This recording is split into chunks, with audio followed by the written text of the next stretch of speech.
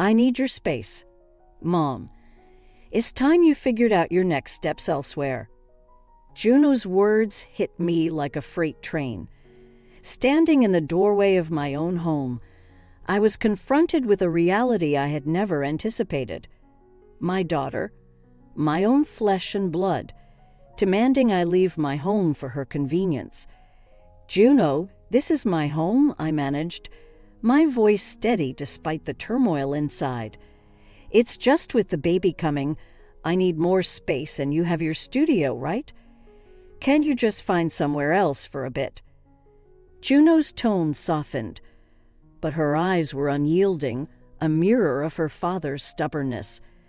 Graham, leaning against the kitchen counter with a cup of coffee in hand, finally spoke up. Eloise, maybe it's not such a bad idea. A change of scenery could do you good.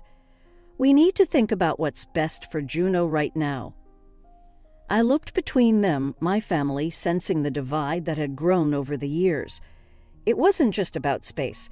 It was a culmination of years of bending backwards for them, of making sacrifices. My transition to freelance work wasn't just a career choice. It was a necessity to keep our lives afloat while Graham struggled with his career and to provide for Juno's ambitions. Best for Juno, my voice cracked, the weight of my sacrifices pressing down on me. And what about what's best for me? Does that not matter anymore, Eloise? We're just asking for a little compromise for family, Graham added, his voice attempting warmth but edged with an expectation of compliance. A little compromise, I laughed, a hollow sound. That seems to be all I've ever done, compromise my time, my career, my dreams, and now my home. Juno's gaze faltered, but her resolve did not. Mom, please. It's not forever. Just until I get back on my feet after the baby is born. I stared at them, the reality of my situation sinking in. My family saw me not as a pillar, but as an obstacle, an inconvenience in their lives that could be moved aside when no longer needed. Fine, I said finally, the word tasting bitter on my tongue. I'll go, but remember, actions have consequences. I hope you're prepared for them. As I walked away, I didn't look back. I couldn't. The pain of betrayal was too sharp, too raw. My own home, a place where I had poured my heart and soul into making it a sanctuary for us, was now a battleground. Graham and Juno's conversation faded behind me as I ascended the stairs to pack a few belongings. Each step was heavy, laden with the realization that my sacrifices had been for nothing. They had taken everything from me, and now they were taking my home. But as I zipped up my suitcase, a resolve settled over me. I will leave, but this is not the end. It's a new beginning, a chance to reclaim my life, my dignity, and perhaps in time, my family, but on my terms. I will find my way, I whispered to the empty room. And when I do, I hope they realize the true cost of their demands. With one last glance at the home I had built, I stepped out into the unknown, the door closing behind me with a finality that echoed in my heart. The silence of my new, smaller studio apartment was deafening. Gone were the familiar sounds of my old home, the laughter, the arguments, the life that I had built brick by brick, only to be pushed out. I sat at my makeshift desk, surrounded by boxes still unpacked, the glow of my computer screen the only light in the room. The stark contrast between my past and present life couldn't be more apparent. And as I sifted through emails trying to find solace in work, the doorbell rang, a sharp interruption to my solitude. It was Graham, his presence at my doorstep, both a surprise and a harbinger of unwelcome news. Eloise, we need to talk, he said, stepping into the dim light of my apartment without waiting for an invitation. What's left to talk about, Graham? I asked, my voice steady, betraying none of the turmoil inside. It's about the house and finances. Juno's needs are more than we anticipated. We're going to need more help from you." I stared at him incredulous. "More help? After everything, you're asking for more? It's for your daughter, Eloise. You wouldn't want her to suffer, would you?" His words were manipulative, aiming to guilt-trip me into compliance. "Graham, I've given everything, my home, my peace, my life. What more do you want from me?" My voice rose, a mix of anger and disbelief coloring my tone. "Just think about it. It's for now," he repeated, his voice cold, the fatherly concern feigned at best. As he left, his words lingered in the air, a toxic reminder of the betrayal that had become my reality. They expected more from me, always more, never considering the cost to my own well-being. The following day, I decided to visit the house, not to relent to their demands, but to confront the situation head-on. The sight of my former home, now overtaken by Juno's expanding needs, was a stark representation of my displacement. Juno greeted me with a tepid smile, her earlier boldness replaced with a veneer of guilt. "Mom, I didn't think it would come to this, but we really need the help." "Juno, I've helped enough. It's time you and your father figure things out on your own. I've been pushed out of my home, asked to give up my life for you, and now you ask for more." My voice, though firm, was not without pain. "But Mom, where am I supposed to go? What am I supposed to do?" Her entitlement was evident, expecting me to solve problems of her own making. "That's something you should have thought about before. I'm your mother, not your fallback plan." Turning to leave, I felt a surge of resolve. No longer would I be the silent supporter, taken for granted and expected to give endlessly. As I walked away, I heard Juno's frustrated voice behind me. "You're just going to leave your daughter like this?" I didn't look back. "You left me long before this, Juno. It's time you learn what life demands." That night, as I lay in the quiet of my new reality, the idea began to form. If they expected me to give more, then I would, but not in the way they anticipated. It was time to reclaim what was mine, to show Graham and Juno the consequences of their actions. My contributions, my sacrifices, would no longer be invisible. They had awakened a determination within me, a drive to seek justice for the wrongs done. As the plan took shape in my mind, a sense of empowerment enveloped me. They had underestimated me, but they would soon learn the true cost of their demands. My revenge would be my return, my reclamation of dignity, and it would start with taking back what was rightfully mine. My resolve had never been clearer as I embarked on my plan of retribution. The first step was uncovering the full extent of Graham's deceit. Over the years, he had masterfully crafted the narrative that he was the financial backbone of our family. A story I knew all too well to be false. But it was time the truth came to light, not just for me, but for Juno too. I began by meticulously gathering financial statements, bank records, and property deeds. Evidence of my contributions, my sacrifices. It was during this search that I discovered something more insidious. Documents hidden away in a file I had never seen before revealed a shocking truth. Graham had been funneling money from our joint accounts into a private one I knew nothing about. The revelation was a cold, hard slap in the face, a betrayal that cut deeper than I could have imagined. Armed with this information, I confronted Graham, demanding answers. "Graham, what is this?" I slammed the documents on the kitchen table in front of him, the numbers and transactions a glaring testament to his betrayal. He looked up, his expression a mix of surprise and guilt. "Eloise, it's not what you think. I was saving that money for us, for our future." "Our future?"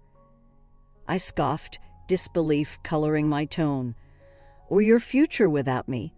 You've been lying to me, to Juno, undermining my contributions, making me out to be the lesser partner in our marriage.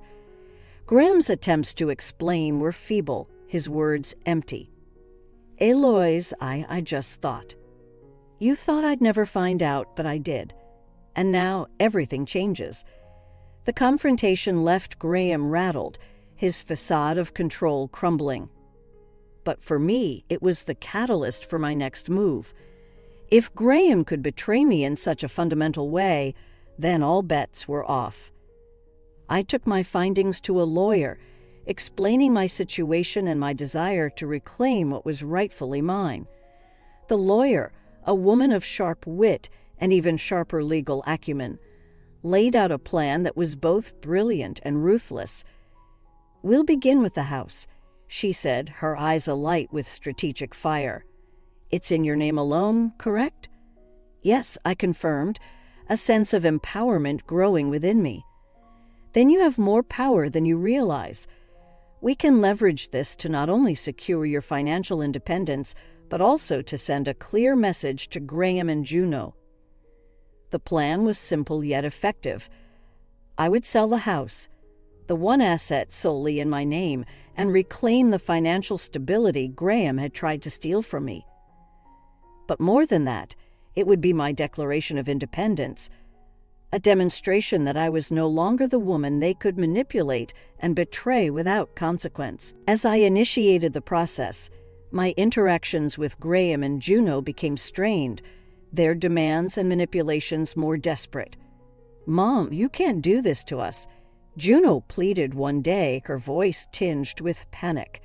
Where will we go? What about the baby? You both made your choices. Now I'm making mine, I replied, my voice devoid of the warmth it once held for her. Graham, too, tried to appeal to my sense of family, of loyalty, but his words fell on deaf ears. The man I had married, the father of my child, was a stranger to me now, his true nature revealed in the light of his actions. As the sale of the house moved forward, I felt a weight lifting from my shoulders. For years, I had been bound by my roles as a wife and mother, my own needs and desires secondary to those of my family. But no longer. I was taking back control, forging a new path on my own terms. And as for Graham and Juno, they would soon learn the true cost of their ingratitude and betrayal. The day I left for the last time, the air was thick with unspoken tension. Graham and Juno stood in the living room of the house that was no longer ours, their expressions a mix of confusion and anger.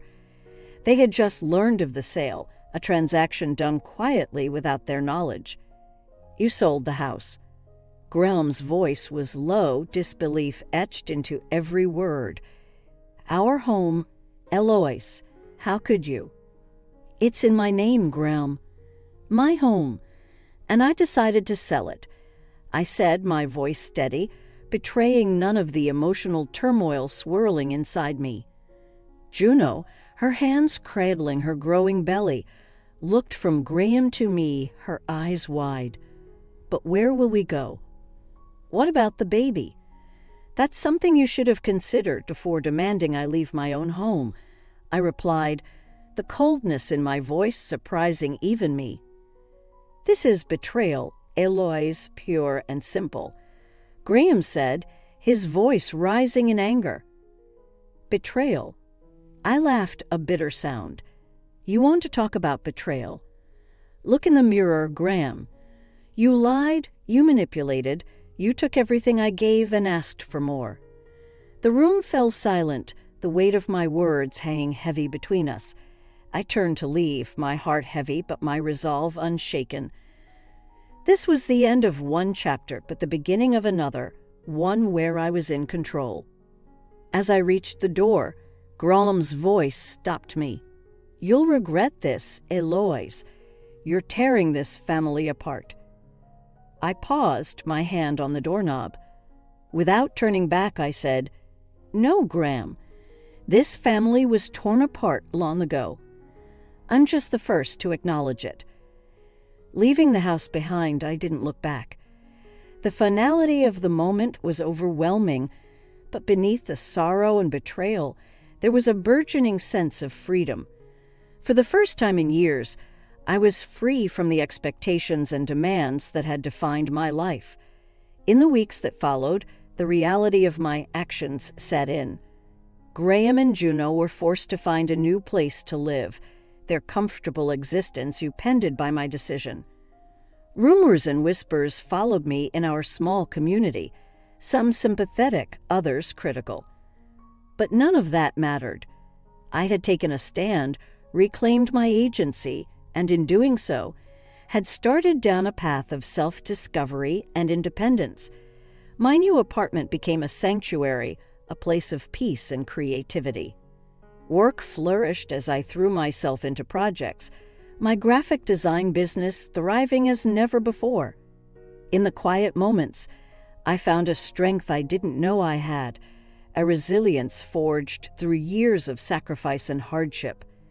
The phone calls from Graham and Juno became less frequent, their attempts to guilt me into reversing the sale unsuccessful. Each call was a reminder of the chasm between us, a gap that had widened too much to ever fully bridge.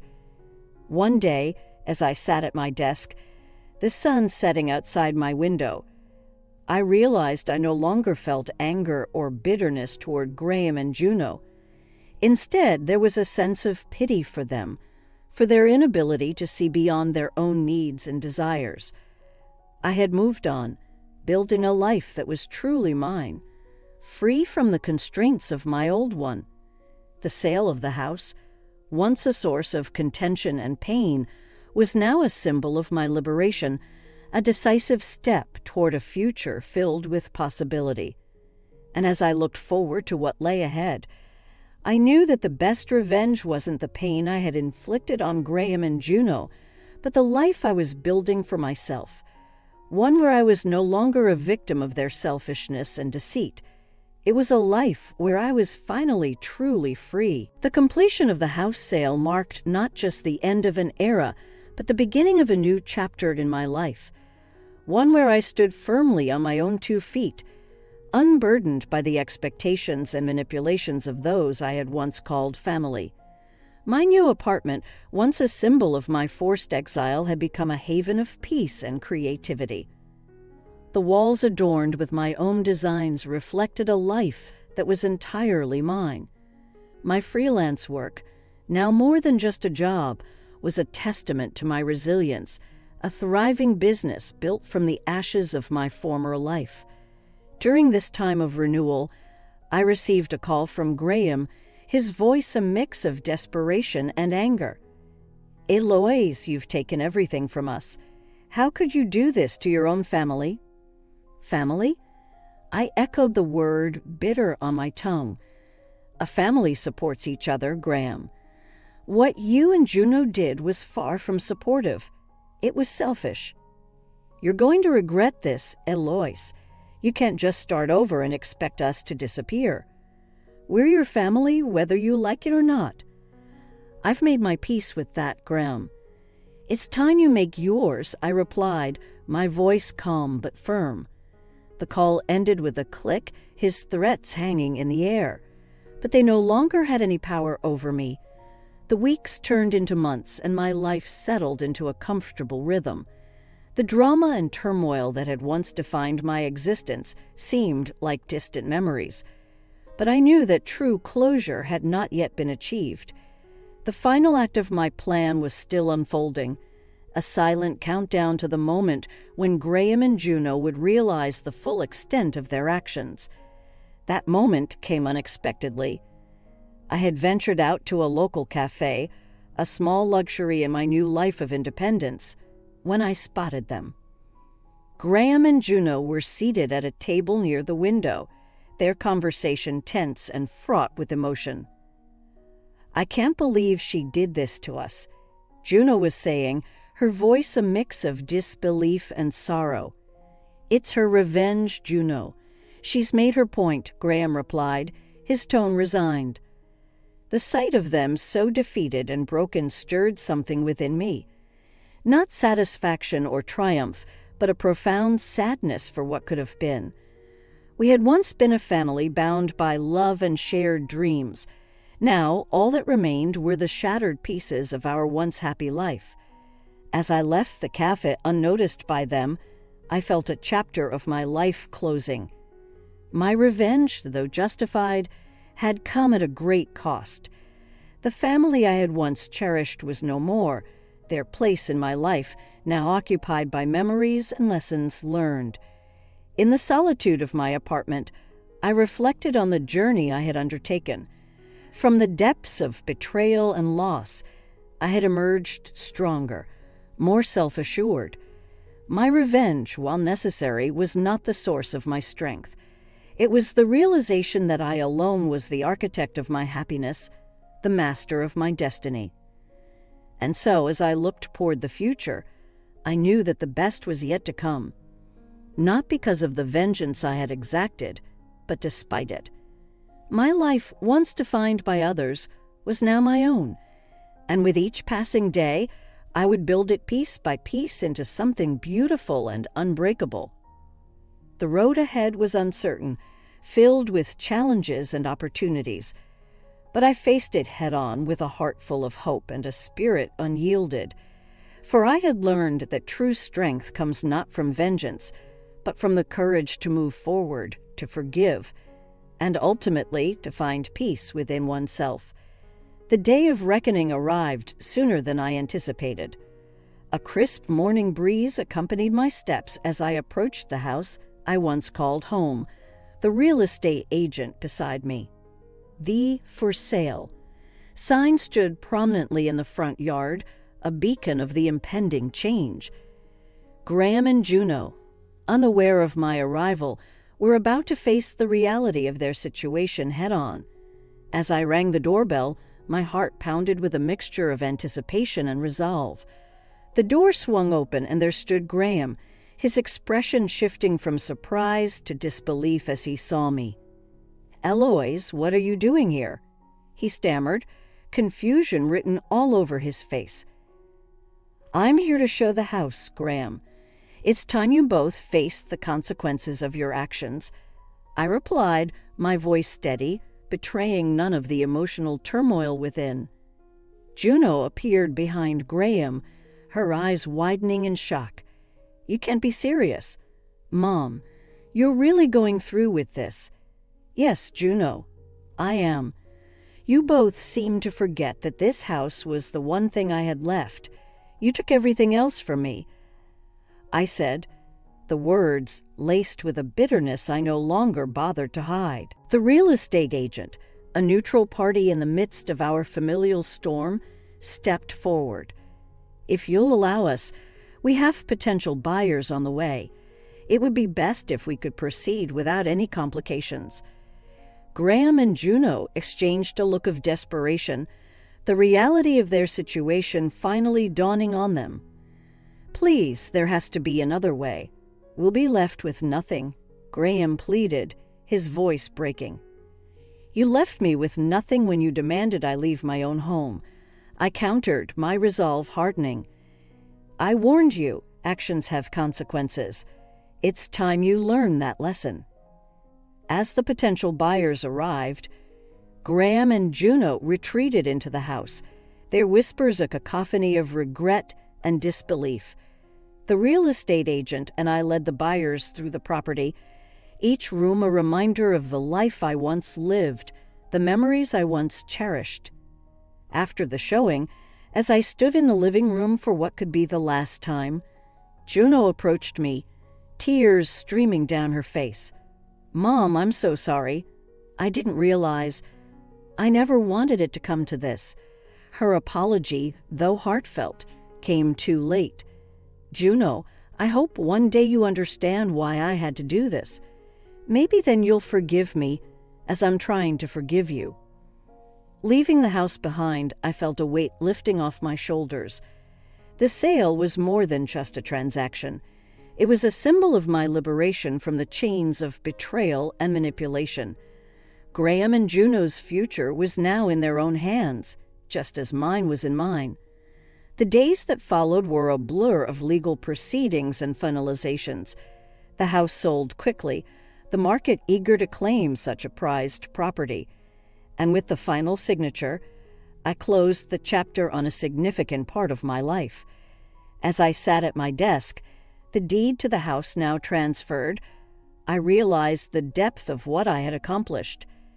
I had stood up for myself, faced my betrayers, and emerged victorious. But it was a victory tinged with sadness, for in gaining my independence, I had lost my family. Yet, as I looked toward the future, I knew that this was only the beginning. My journey of self-discovery and empowerment was far from over. I had found strength in my solitude, resilience in my resolve, and a sense of peace in my decisions. Graham and Juno's path would be their own to forge, just as mine was now solely in my hands. The road ahead was uncertain, but I faced it with a newfound confidence, ready for whatever challenges and opportunities lay ahead. The aftermath of the house sale was like a storm that had passed, leaving behind a trail of devastation and a new uncertain path forward. Graham and Juno, now without a home, were forced to confront the reality of their situation. The comfortable life they had known at my expense was gone. I heard about their struggles through the grapevine, the small town's network buzzing with gossip. They had moved into a small, cramped apartment, a far cry from the spacious comfort of the home I had sold. It was in this setting that I decided to confront them one last time, to see for myself the consequences of my actions. Knocking on their door, I braced myself for the encounter. Juno answered, her appearance a stark contrast to the vibrant, confident woman she once was. Her eyes, once full of life, now held a weariness that spoke volumes. "Mom," she said, her voice a mixture of surprise and resignation, "what are you doing here?" "I came to see how you're doing," I replied, stepping into the dimly lit apartment. The space was cramped, cluttered with boxes and makeshift furniture, a far cry from the comfort of our former home. Graham appeared from the other room, his expression hardening at the sight of me. "Come to gloat, Eloise? To see the results of your revenge?" he sneered. "No, Graham. I came to see if there's anything left of the family we once were," I said, my voice steady. The conversation that followed was tense, filled with accusations and recriminations. Juno and Graham blamed me for their current situation, unable to see their own roles in the downfall of our family. "You took everything from us, Mom." "How could you?" Juno's voice cracked with emotion, her earlier bravado gone. "I did what I had to do, Juno.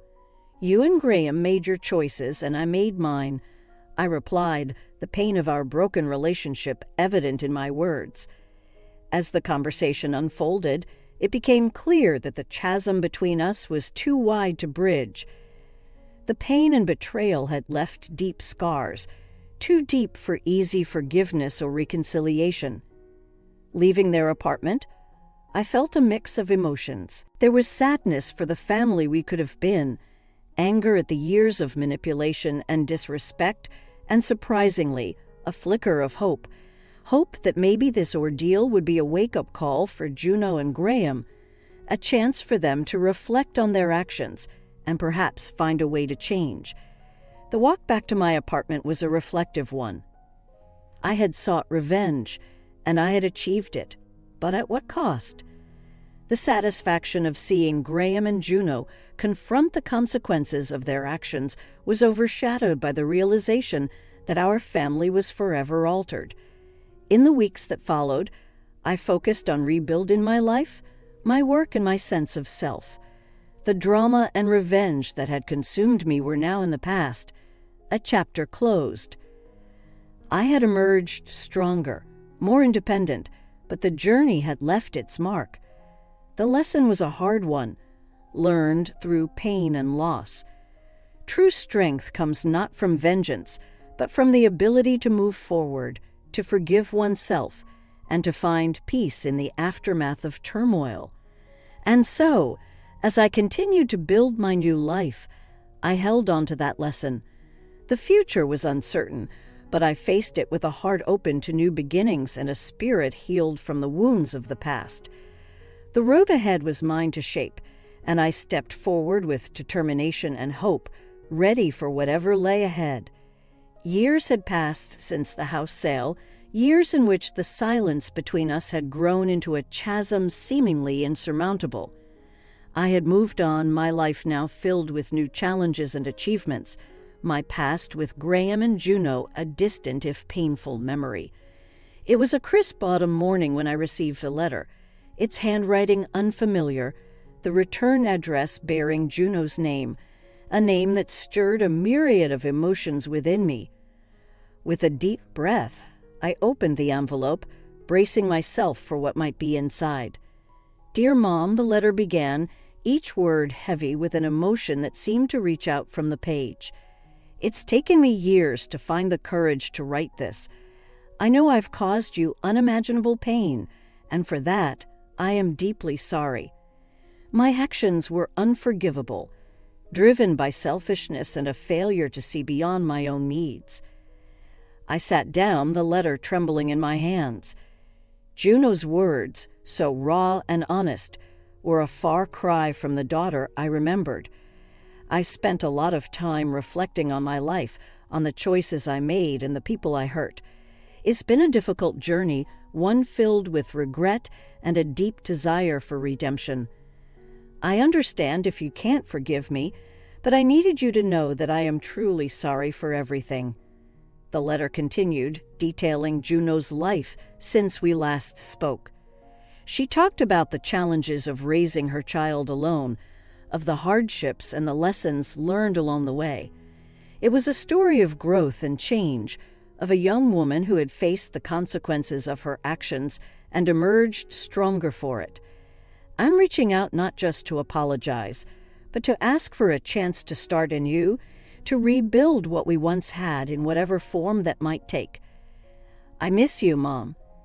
I miss our family, despite everything that's happened. Finishing the letter, I found myself at a loss. The emotions that coursed through me were a tangled web of sorrow, anger, and surprisingly, hope. Juno's words had opened old wounds, but they also offered the possibility of healing, of reconciliation. The decision to respond weighed heavily on me. Could I forgive her? Could we ever rebuild what had been so thoroughly destroyed? The answer was unclear, the path forward fraught with uncertainty. Days passed as I pondered Juno's letter, her words echoing in my mind. It was a conversation with an old friend that finally gave me clarity.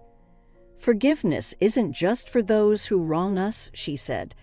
"It's for us too, a way to let go of the past and move forward." And so I wrote back to Juno. My letter was cautious but open, expressing my own pain and the long journey I had taken towards healing. I spoke of the possibility of starting anew, not as the family we once were, but as something different, something new. "Let's take it one step at a time," I wrote. "Building bridges takes effort from both sides, and I'm willing to try if you are." Sending the letter was like releasing a breath I hadn't realized I'd been holding. Whether Juno and I could truly reconcile remained to be seen.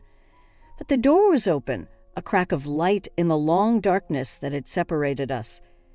The days turned into weeks, and eventually Juno replied. Her response was filled with gratitude and hope, a mirror of my own cautious optimism. We agreed to meet, to talk face to face after so many years apart. Sitting across from her that day, I saw not the selfish young woman who had demanded so much from me, but a mature, thoughtful individual who had faced her demons and emerged stronger. The conversation was difficult, filled with tears and apologies, but also with laughter and shared memories. It was the beginning of a new chapter for us, one marked not by the pain of the past, but by the promise of the future. Forgiveness had opened the door to a new relationship, one built on understanding, respect, and love. As I looked at Juno now, not just my daughter, but a fellow survivor of life's trials, I knew that the path ahead would not be easy, but for the first time in years, I felt hopeful about the journey we would take together, hand in hand, towards a brighter future.